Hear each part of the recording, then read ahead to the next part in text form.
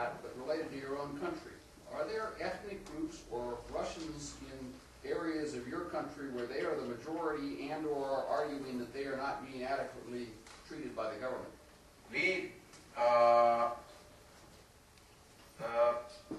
throughout the history, I forgot again, throughout the sclerosis, I forgot to tell you that we are a melting pot. We have more than 120 ethnic groups living in Kazakhstan. We have more than 40 different religions in Kazakhstan. Together with Islam, we have Orthodox, Catholics, Protestants, all kinds of smaller sects, evangelists, etc., etc., etc., etc. So Buddhists, small Krishnaites, whoever. Therefore, from the very beginning, along with the focus on economic growth, we absolutely made clear to everyone that stability is number one.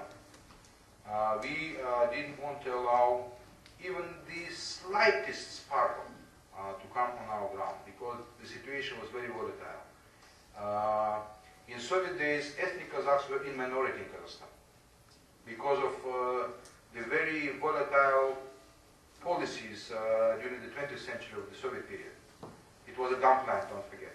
It was the land of the virgin lands of Khrushchev, etc., etc. So in 70s, ethnic Kazakhs were 29% on their own land.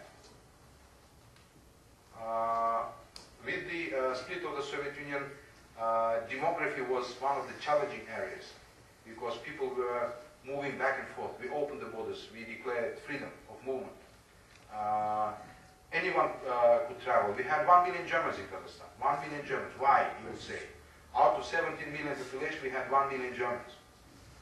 That was a huge chunk of our population, an important chunk because they were in engineering, they were in foreman level type in agriculture, etc.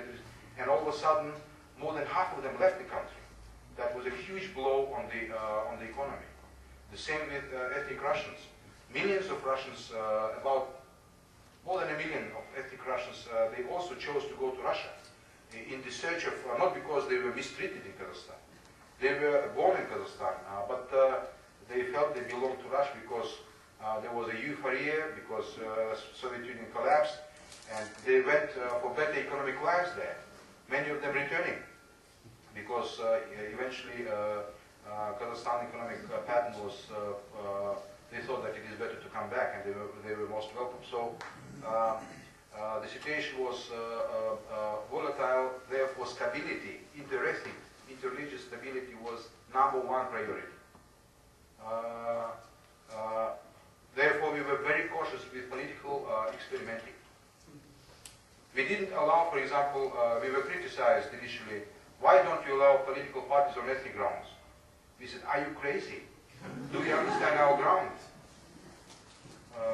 Eventually, in 5 years' time, our critics understood, yes, you're right. And what would happen if we allowed Kazakh Democratic Party to appear, or German Democratic Party, or Russian Democratic Party to appear? What would happen? Would we have a democracy?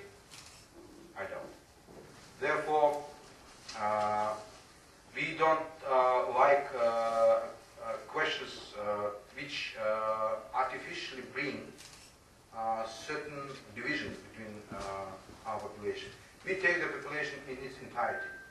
We don't care whether you are a Jew, or Korean, or German, or Russian, or Kazakh, or Uzbek, or whatever.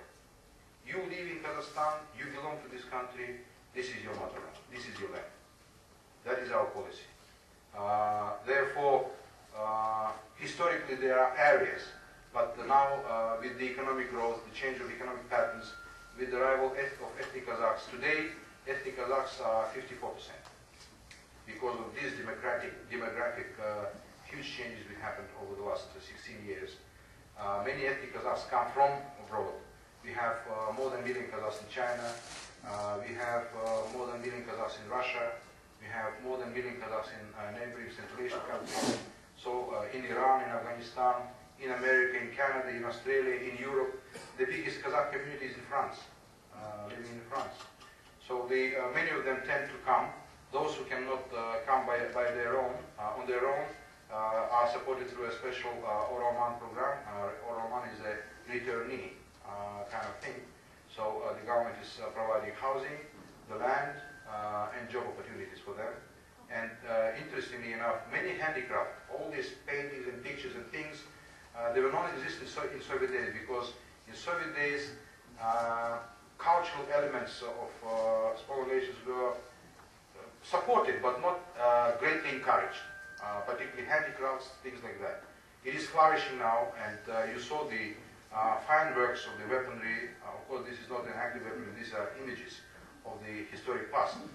But this is all done by those Kazakhs who came from abroad, from China, from Iran, from I don't know where. Because Soviet Kazakhs, they developed the capacity of working kolkhoz in whatever, but they lost the capacity, many of them lost the capacity of traditional craftsmanship. So ethnic policy is top priority for us. We don't divide between anyone. We are, by the way, a very rare country, Muslim country, where dozens of synagogues were built over the last 10 years. The Jewish community in Kazakhstan is not that big, few dozens, thousands. Many of them left for Israel.